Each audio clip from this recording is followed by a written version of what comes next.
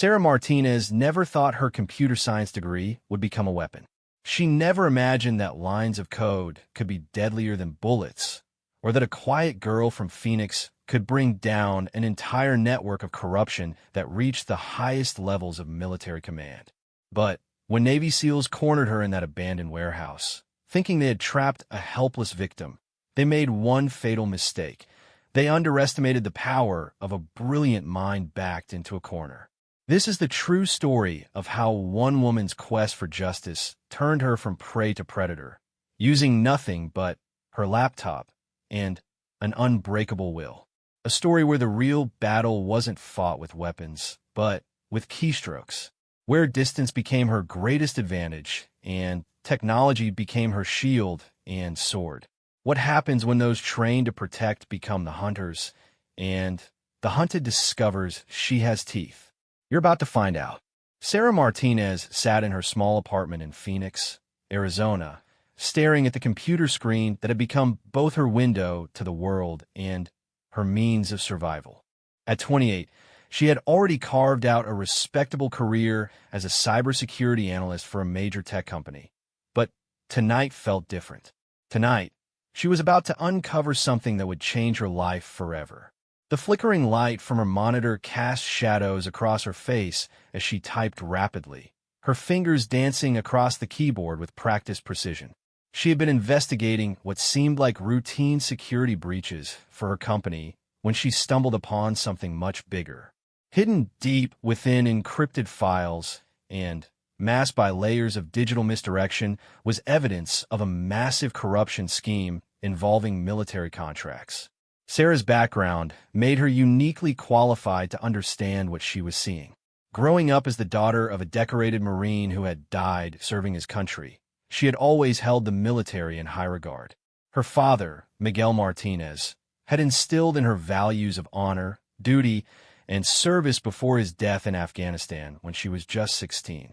His sacrifice had motivated her to pursue computer science, hoping to one day contribute to national security in her own way. But what she discovered that night shattered her faith in the institutions her father had died protecting.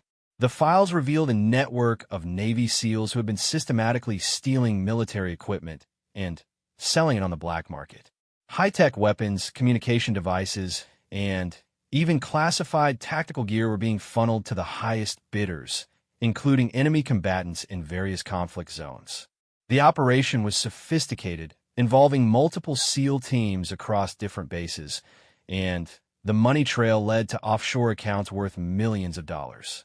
What made it even more disturbing was the involvement of high-ranking officers who were not only aware of the scheme, but actively facilitating it. These were men who had sworn to protect American interests, yet they were literally arming America's enemies for profit. Sarah's hands trembled as she continued reading through document after document. Each file contained more damning evidence than the last. Communications between the corrupt SEALs showed complete disregard for the lives they were putting at risk. They joked about the weapons they were selling, knowing full well these same weapons might be used against American soldiers in the field. One particular exchange made her stomach turn. A SEAL team leader named Commander Jake Morrison was discussing the sale of advanced night vision equipment to contacts in Syria.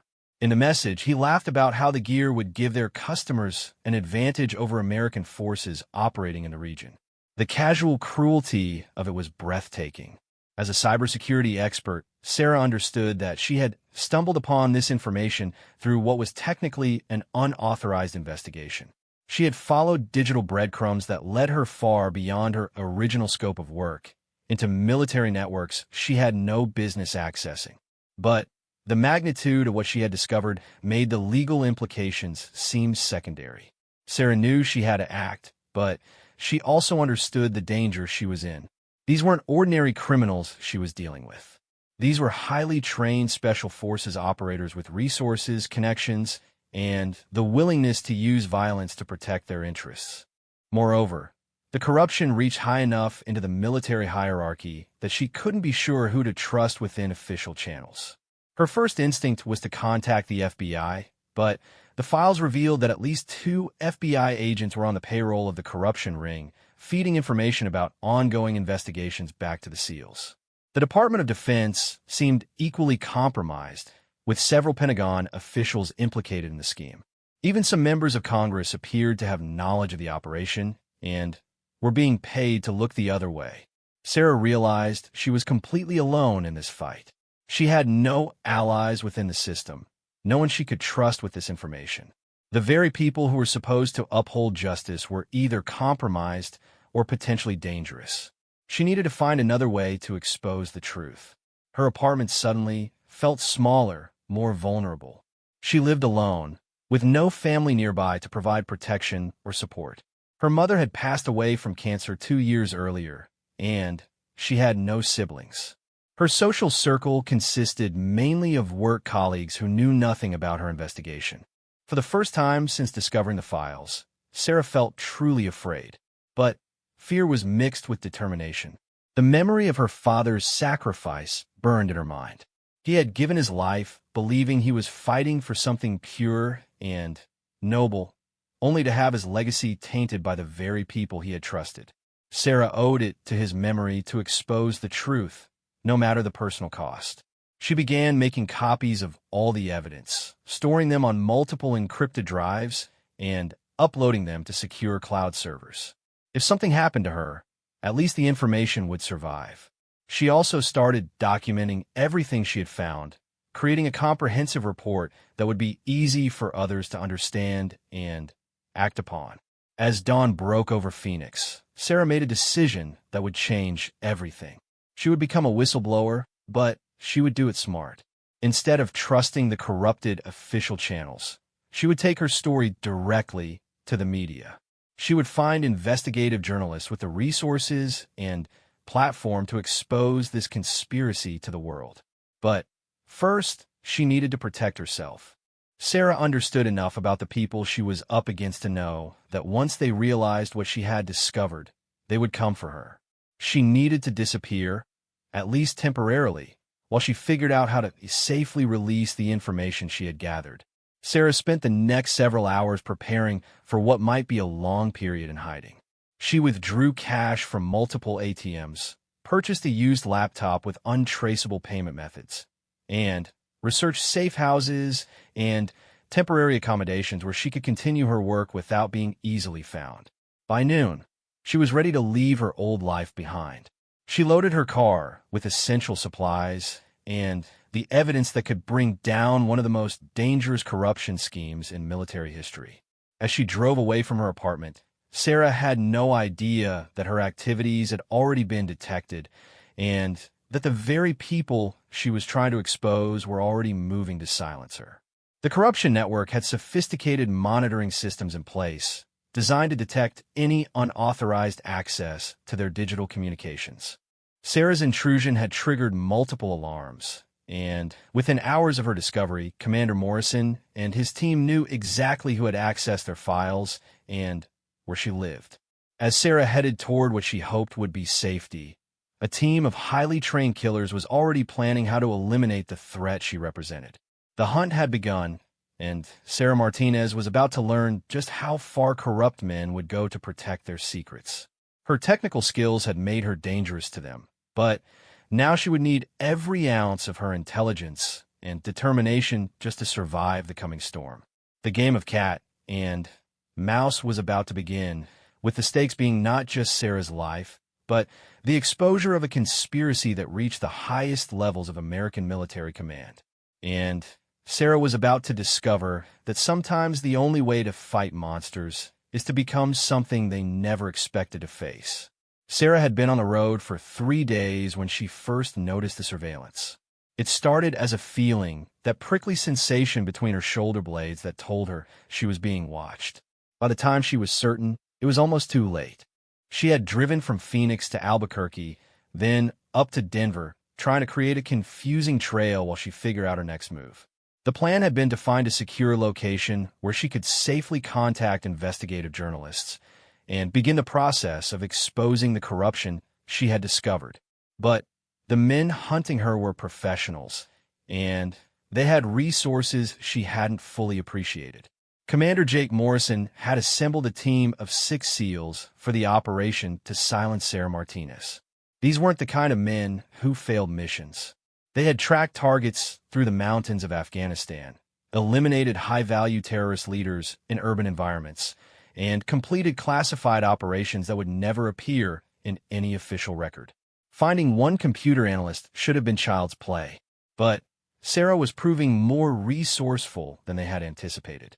She had paid for everything in cash since leaving Phoenix, avoided major highways when possible, and changed hotels every night. She had also disabled her phone's GPS and removed the battery, understanding that her location could be tracked through cellular signals. Her background in cybersecurity had taught her about digital surveillance, and she was applying those lessons to physical evasion. The breakthrough for Morrison's team came when Sarah made a mistake. Feeling isolated and desperate for information about whether her disappearance had been noticed, she had logged into her work email from a public computer at a Denver library. The connection was monitored, and within minutes, her location was pinpointed. Sarah realized her error almost immediately. As she logged off the computer and gathered her things, she spotted a man in military-style clothing watching her from across the library. Their eyes met for just a moment, but it was enough. She saw recognition in his gaze, and something else that made her blood run cold. The look of a predator that had found its prey. Moving quickly, but trying not to appear panicked, Sarah headed for the library's back exit. She had parked her car 2 blocks away, specifically to avoid this kind of situation, but now she wondered if that distance would be her salvation or her doom. As she stepped into the alley behind the library, she heard footsteps following her. What happened next would haunt Sarah for months to come. As she hurried down the alley, she heard the distinctive sound of multiple vehicles pulling up to block both ends of the narrow passage. Professional voices echoed off the brick walls, coordinating a tactical approach. These men weren't trying to arrest her. They were moving to eliminate her. Sarah's mind raced through her options. She was trapped in an alley with highly trained killers closing in from both sides. She had no weapons, no military training, and no backup coming to save her. But she did have something her hunters hadn't fully considered: her intelligence and her determination to survive. The alley connected to a complex network of service passages and maintenance areas that served the downtown Denver business district.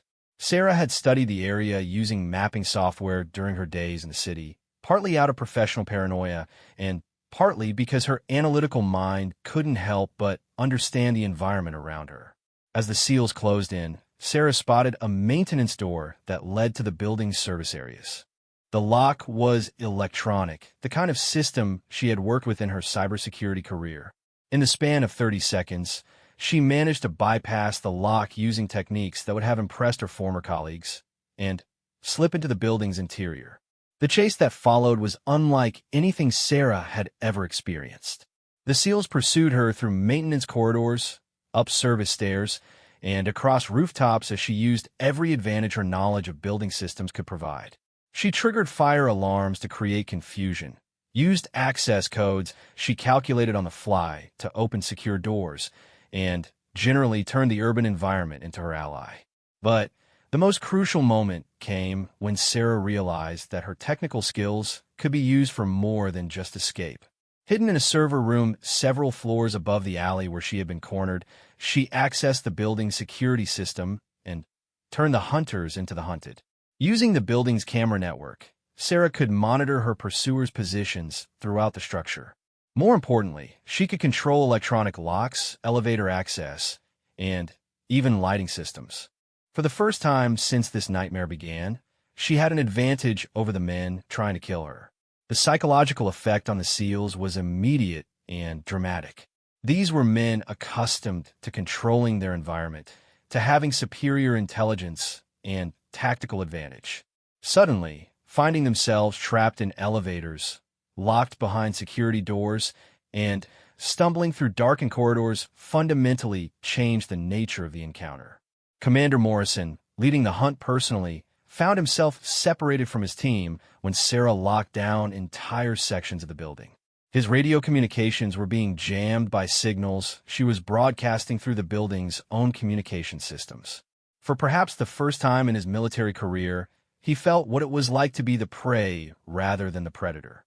Sarah used the confusion to escape through the building's parking garage, but not before accomplishing something that would prove crucial to her survival. She had hacked into the building's security servers and uploaded a virus that would spread through connected networks, carrying with it copies of the evidence she had gathered about the military corruption. The virus was designed to lay dormant for several weeks before activating, at which point it would simultaneously release the stolen military files to news organizations, government oversight agencies, and law enforcement offices across the country. It was Sarah's insurance policy. If the SEALs managed to kill her, the truth would still come out. But first, she had to stay alive long enough for that plan to work. Escaping Denver proved easier than Sarah had expected, largely because Morrison's team had assumed she would remain in the city. By the time they realized she had slipped away, she was already 2 states over, driving through the night toward what she hoped would be safer ground. The encounter had changed something fundamental in Sarah's approach to the situation. She was no longer just running and hiding, she was fighting back. The realization that her technical skills could be turned into weapons had given her a sense of empowerment she hadn't felt since discovering the corruption. More importantly, the chase through Denver had revealed something about her pursuers that Sarah filed away for future use. Despite their training and experience, the SEALs were operating outside their normal environment. They were accustomed to military operations with clear rules of engagement and defined battlefields. This urban pursuit, with its need for subtlety and its civilian complications, was pushing them beyond their comfort zone. Sarah began to understand that while the SEALs had advantages in training and resources, she had advantages too. She understood technology in ways they didn't. She could operate in civilian environments without arousing suspicion. And, perhaps most importantly, she was fighting for her life while they were just doing a job. As she drove through the night, Sarah began planning not just her immediate survival, but her ultimate victory. The evidence she had discovered was still powerful, but now she had something even more valuable. She had demonstrated that she could fight back effectively against her pursuers. The game had changed. Sarah Martinez was no longer just a whistleblower in hiding. She had become something much more dangerous to the corrupt SEALs. She had become an adversary who could strike back from a distance, using skills they couldn't match and tactics they didn't understand. The real war was about to begin, and Sarah was determined to win it on her terms. She had discovered that distance could be her greatest weapon, that technology could level the playing field against even the most elite military operatives. Now, she just needed to figure out how to use those advantages to destroy the corruption network once and for all. Behind her, Commander Morrison and his team regrouped, their confidence shaken, but their determination unchanged. They had underestimated their target once, and it had cost them their best chance at a quick resolution. They wouldn't make that mistake again. The hunt would continue, but now would be fought on different terms, with both sides understanding that they were dealing with a far more dangerous adversary than either had initially realized.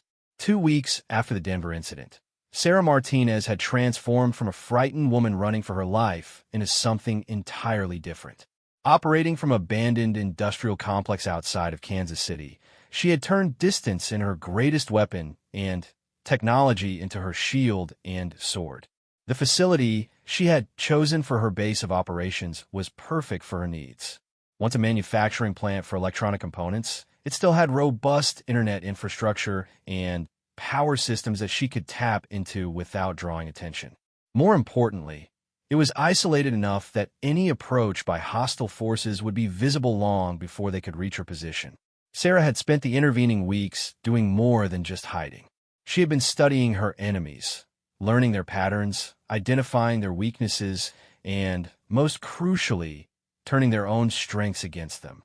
The corruption network that had seemed so powerful when she first discovered it was beginning to reveal vulnerabilities that could be exploited by someone with her particular skill set. Commander Morrison's team had continued hunting her, but Sarah was no longer content to simply evade them. Using sophisticated digital surveillance techniques, she had identified all 6 members of the immediate pursuit team and had begun gathering intelligence on their personal lives, their operational methods, and, most importantly, their communications. The breakthrough came when Sarah managed to hack into Morrison's personal communications devices. The arrogance that had led the corrupt SEALs to believe they were untouchable had also made them careless about operational security. They communicated through personal phones and civilian email accounts, apparently believing that their military connections made them invisible to civilian cybersecurity threats. What Sarah discovered through monitoring their communications was shocking, even by the standards of what she already knew. The corruption network was far larger than she had initially realized, involving not just Navy SEALs, but members of other special forces units, intelligence agencies, and defense contractors. The money involved wasn't just millions. It was hundreds of millions of dollars being stolen from American taxpayers and used to fund operations that directly threatened national security. But the most disturbing revelation was the scope of their criminal activities. Beyond selling military equipment to enemy forces, the network was involved in drug trafficking, human trafficking, and the assassination of whistleblowers and investigators who had gotten too close to the truth. Sarah realized that her father's death in Afghanistan might not have been the heroic sacrifice she had always believed it to be. There were communications suggesting that some American military deaths had been orchestrated by the corruption network to eliminate threats or create opportunities for profit.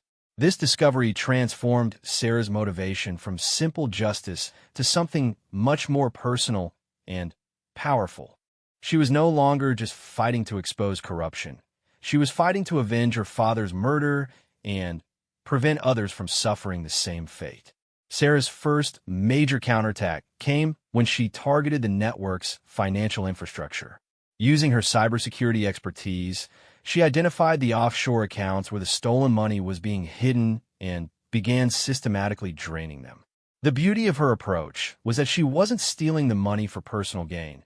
She was redirecting it to veteran charities, families of fallen soldiers, and organizations that provided support to active military personnel. The psychological impact on the corruption network was immediate and devastating. Morrison and his associates had always assumed that their money was safe in sophisticated offshore banking systems, protected by layers of legal complexity and financial secrecy. Discovering that their millions were disappearing into charitable donations created panic and paranoia within their ranks. But Sarah's most elegant attack came when she turned the network's own communication systems against them. She had developed a sophisticated piece of malware that infected their devices and not only monitored their communications, but occasionally altered them in subtle ways that created confusion and mistrust among the conspirators.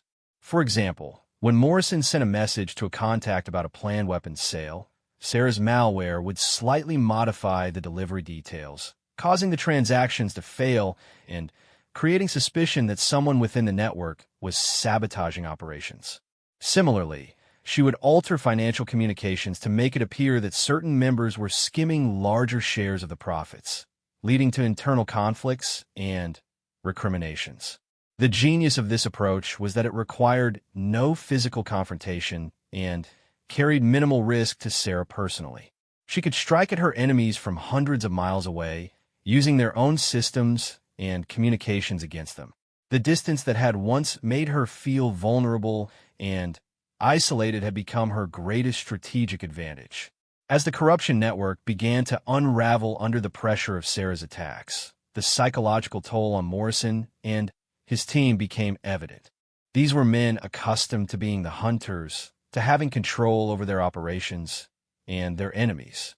Finding themselves constantly outmaneuvered by an invisible adversary who seemed to anticipate their every move was fundamentally destabilizing to their sense of professional competence. Sarah's surveillance revealed that Morrison was becoming increasingly erratic and paranoid.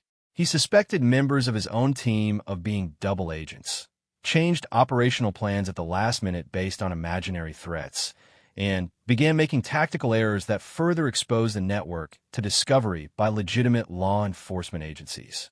The pressure reached a breaking point when Sarah orchestrated her most ambitious attack yet. She had identified a major weapons sale that was scheduled to take place between Morrison's network and contacts representing terrorist organizations in Syria.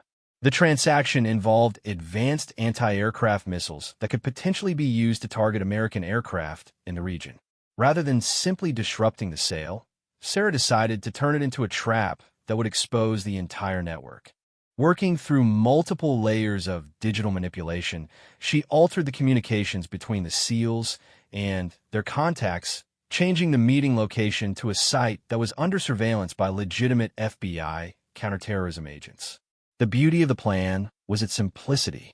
Morrison's team would arrive at what they believed was a routine weapons sale, only to find themselves walking into an FBI operation targeting the very terrorists they were supplying. The corruption network would be exposed not through leaked documents that could be dismissed or covered up, but through direct law enforcement action that would be impossible to suppress. But Sarah's plan required her to take a significant personal risk. To ensure that the FBI agents would understand the significance of what they were witnessing, she needed to be present at the operation to provide real-time intelligence about the participants and their activities. This meant leaving her safe base of operations and potentially exposing herself to capture by the very people she was trying to destroy. The decision to take this risk revealed how much Sarah had changed since first discovering the corruption. The frightened analyst who had fled Phoenix was gone, replaced by someone who understood that some fights could only be won by accepting significant personal danger. Her father's sacrifice had taught her that some things were worth dying for, and exposing this corruption had become one of those things. As Sarah prepared for what might be her final operation, she reflected on how completely her life had been transformed. 6 months earlier, she had been a civilian with a comfortable job and a quiet life. Now she was waging a sophisticated war against some of the most dangerous people in the world, using weapons they didn't understand and tactics they couldn't counter. The irony wasn't lost on her that she had become exactly the kind of person her father would have been proud of, someone willing to fight for what was right regardless of the personal cost. But she had also become something the corrupt SEALs never expected to face, an enemy who could strike from a distance with devastating precision and yet remain completely beyond their reach. As she loaded her equipment and prepared to head toward what would either be her greatest victory or her final battle, Sarah Martinez smiled grimly. The girl who had been cornered by SEALs had indeed struck back from a distance, and now it was time to deliver the finishing blow. The hunters were about to become the hunted in the most public and devastating way possible, and Sarah was going to make sure the whole world was watching when it happened. Distance had made her powerful, but proximity would make her unstoppable. The final phase of her war was about to begin. The abandoned warehouse outside Baltimore had been chosen specifically because it offered multiple advantages for Sarah's final operation. Located near the port, it provided the kind of industrial setting where weapons transactions could take place without attracting attention. More importantly for Sarah's purposes, the building's structure and location made it perfect for the trap she was setting. Sarah had spent 3 days preparing the site, installing hidden cameras, communication equipment, and, most crucially, establishing multiple escape routes should her plan go wrong. She had learned from her experience in Denver that when confronting highly trained military operators, having superior intelligence and multiple contingency plans was essential for survival. The FBI's counterterrorism unit had been monitoring the Syrian contacts for months, waiting for an opportunity to gather evidence about their weapons procurement activities. Sarah's carefully crafted intelligence, delivered through anonymous channels, had provided them with exactly the kind of actionable information they needed to authorize a major operation. What the FBI didn't know was that they were walking into something much larger than a routine weapons bust. Sarah's intelligence had been carefully designed to ensure that when they arrived at the warehouse, they would witness not just terrorist weapons procurement, but active American military personnel engaged in treason at the highest level. Commander Morrison and his team had taken extra precautions for this operation, aware that their recent communications problems and financial losses suggested they might be under some form of surveillance. They had changed vehicles multiple times, used multiple routes to approach the warehouse, and implemented additional security protocols that would have impressed their former commanding officers. But all their military training and tactical experience couldn't protect them from the one thing they hadn't anticipated: an adversary who understood their methods well enough to predict their responses and plan accordingly. Sarah had studied their operational patterns for weeks, and her trap was designed specifically to account for their enhanced security measures. As Morrison's team approached the warehouse, they had no idea that Sarah was monitoring their movements from a concealed position nearly half a mile away.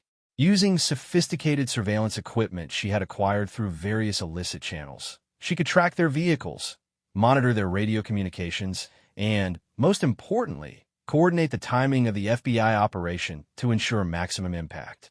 The Syrian contacts arrived exactly on schedule, their vehicles carrying what appeared to be legitimate business documentation, but actually containing advance payments for the weapons they intended to purchase. These were experienced terrorists who had conducted similar transactions across multiple continents, and they brought their own security teams and surveillance countermeasures.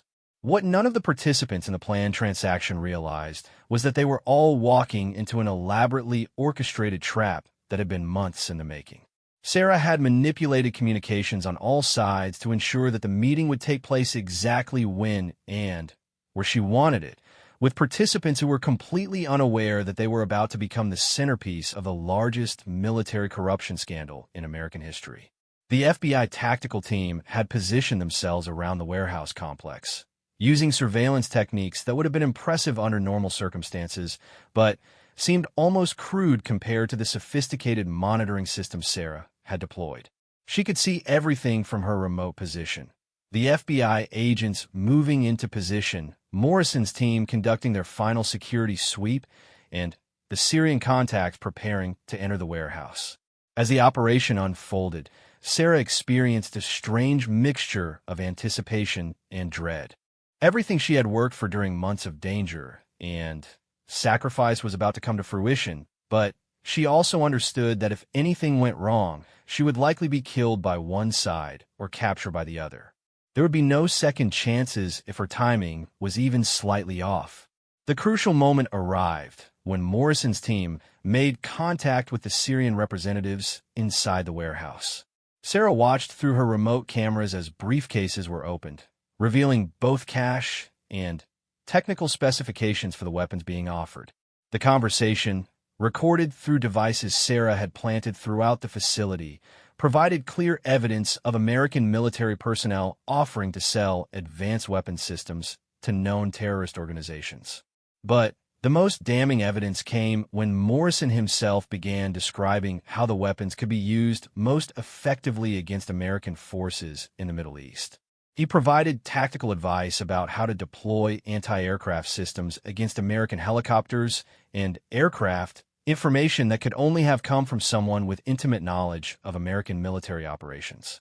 As this conversation was taking place, Sarah was simultaneously providing real-time intelligence to the FBI team through an encrypted communication channel. She guided them to positions where they could observe and record the transaction without alerting the participants, ensuring that the evidence being gathered would be legally admissible and tactically comprehensive. The psychological tension in the warehouse was mounting as both Morrison's team and the Syrian contacts began to sense that something was wrong. These were experienced criminals who had survived dangerous operations by trusting their instincts, and all of their instincts were telling them that the situation was not what it appeared to be. Morrison himself was becoming increasingly paranoid, checking and rechecking security measures, questioning details that had previously seemed routine. The months of pressure from Sarah's hidden attacks had worn down his confidence, making him second-guess decisions and see threats where none existed. This paranoia was actually working in Sarah's favor, as it was causing him to act in ways that made him appear even more guilty to the FBI observers. The Syrian contacts were similarly on edge, having noticed surveillance indicators that suggested law enforcement presence in the area. However, their paranoia was focused on the possibility of being captured by American authorities rather than the possibility that they were being set up by the very Americans they were trying to do business with. As the transaction reached its critical phase, with money and information being exchanged, Sarah made her move. Using communication systems she had infiltrated weeks earlier, she triggered security alarms throughout the warehouse complex, while simultaneously sending coded signals to the FBI team indicating that they should move immediately to prevent the weapons from being transferred. What followed was chaos of the most controlled kind. FBI agents stormed the warehouse from multiple directions, catching both Morrison's team and the Syrian contacts in the act of completing an illegal weapons transaction. The timing was perfect.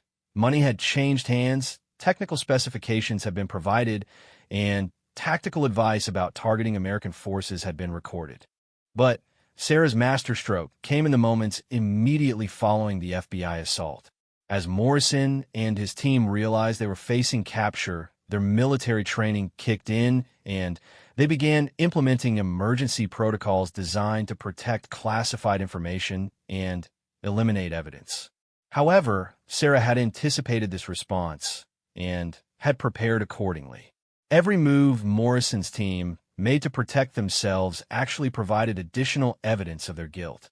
Their attempts to destroy communications equipment triggered data recovery protocols Sarah had installed, automatically uploading incriminating information to multiple secure servers.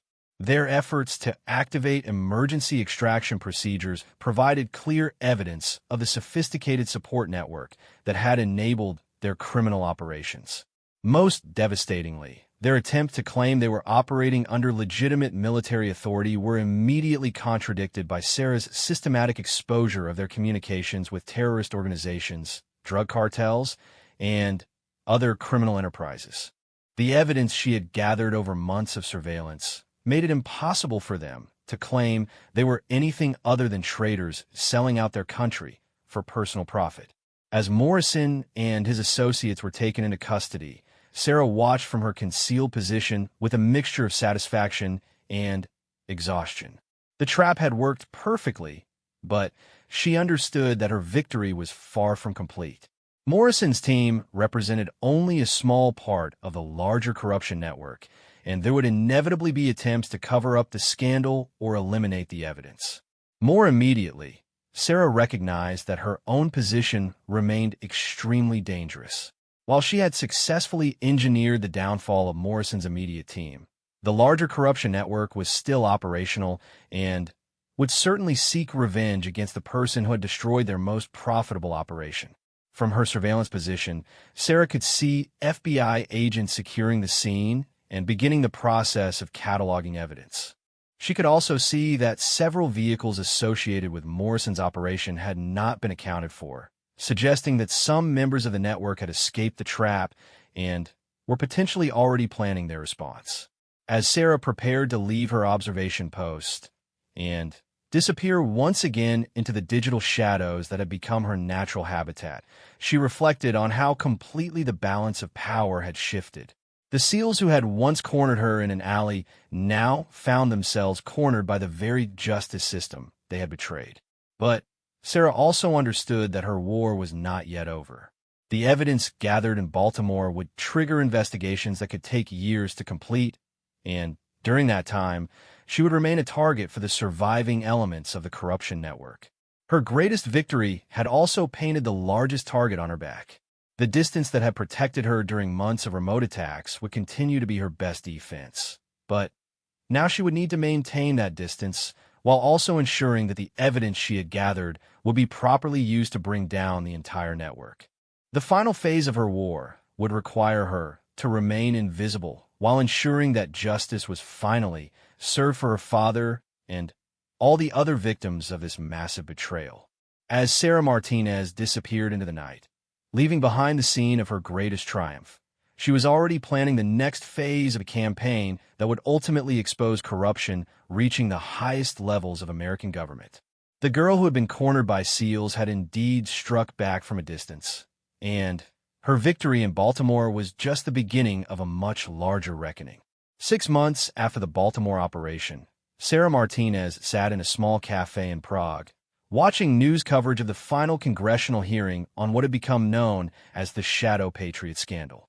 The investigation that had begun with Morrison's arrest had grown into the largest military corruption probe in American history, with indictments reaching from low-level enlisted personnel all the way to the Pentagon. The distance she had maintained throughout the investigation had served her well.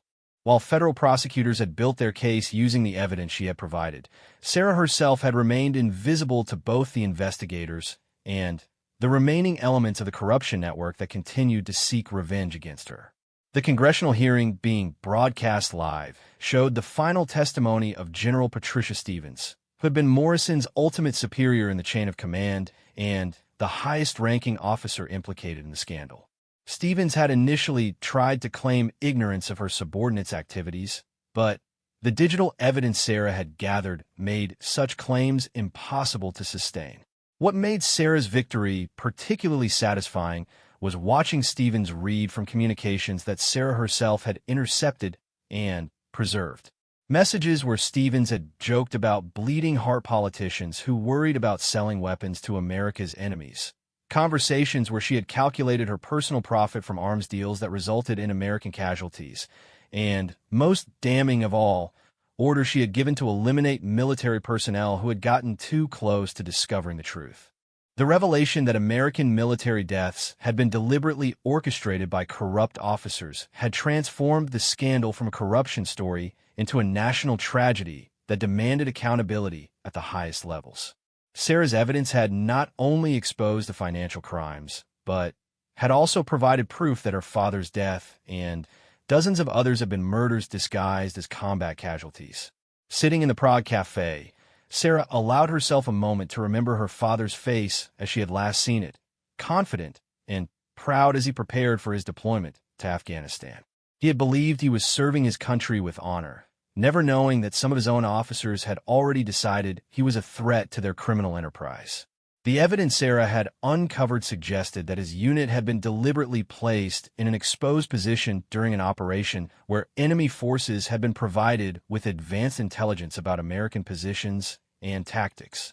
The financial scope of the corruption had been staggering even by the standards of major government scandals. Congressional investigators had traced over $800 million that had been stolen from defense budgets and funneled through various criminal enterprises. More shocking was the discovery that the stolen money had funded operations that directly resulted in the deaths of over 200 American military personnel and countless civilians in various conflict zones. But perhaps the most significant revelation had been the extent to which the corruption had penetrated civilian oversight institutions. FBI agents, congressional staff members, defense contractors, and even Supreme Court justices have been found to have financial connections to the criminal network. The investigation had revealed a level of institutional corruption that challenged fundamental assumptions about how American government functioned. Sarah's role in exposing the scandal had remained largely hidden from public view, which was exactly how she had planned it. While congressional investigators and federal prosecutors had taken credit for uncovering the conspiracy, Sarah had continued to operate in the shadows, ensuring that evidence reached the right people at the right times while maintaining her own security and anonymity. The sophisticated digital warfare techniques she had developed during her campaign against Morrison's network had evolved into something approaching an art form. She had learned to manipulate information systems with surgical precision, guiding investigations toward crucial evidence, while ensuring that her own activities remained invisible to both criminals and law enforcement.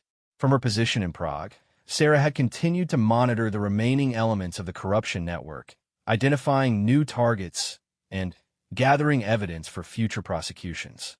The Baltimore operation had been just the beginning of a systematic campaign to expose every aspect of the criminal conspiracy that had cost her father his life. Her latest target was a defense contractor named Blackstone Security Solutions that had been laundering money for the corrupt military officers while providing logistical support for their weapons sales. Sarah had spent months infiltrating their computer systems, gathering evidence of tax evasion, contract fraud, and connections to international arms dealers. The evidence against Blackstone was particularly satisfying because it demonstrated how the corruption network had exploited the American military-industrial complex to profit from conflicts they were helping to perpetuate. Blackstone had been selling weapons to both sides in various conflicts, ensuring that wars continued longer than necessary while maximizing their corporate profits. Sarah's investigation had revealed that Blackstone executives had deliberately sabotaged peace negotiations in several regions by providing arms to rebel groups, just as ceasefires were being negotiated. The company had also been involved in assassinating foreign officials who had attempted to reduce their country's military spending or negotiate peaceful resolutions to conflicts. But the most disturbing discovery was Blackstone's involvement in domestic operations targeting American citizens who had gotten too close to exposing the corruption. Sarah had found evidence that the company had conducted surveillance operations against investigative journalists, military families seeking answers about suspicious deaths, and even congressional investigators who had asked uncomfortable questions. The revelation that a private military company had been conducting illegal domestic intelligence operations on behalf of corrupt government officials had created a constitutional crisis that threatened to bring down several senior political figures. Sarah's evidence had provided prosecutors with proof that fundamental American legal protections had been systematically violated by the very institutions supposed to uphold them. As Sarah watched the congressional hearing, she reflected on how completely her life had been transformed by the events that began with her accidental discovery of Morrison's communications. The quiet cybersecurity analyst who had once lived a comfortable but unremarkable life in Phoenix had become something approaching a digital ghost, capable of striking at powerful enemies from anywhere in the world while remaining completely beyond their reach. The skills she had developed during her campaign against the corruption network had made her perhaps the most effective intelligence operative of her generation, but they had also condemned her to a life of permanent exile from everything she had once known.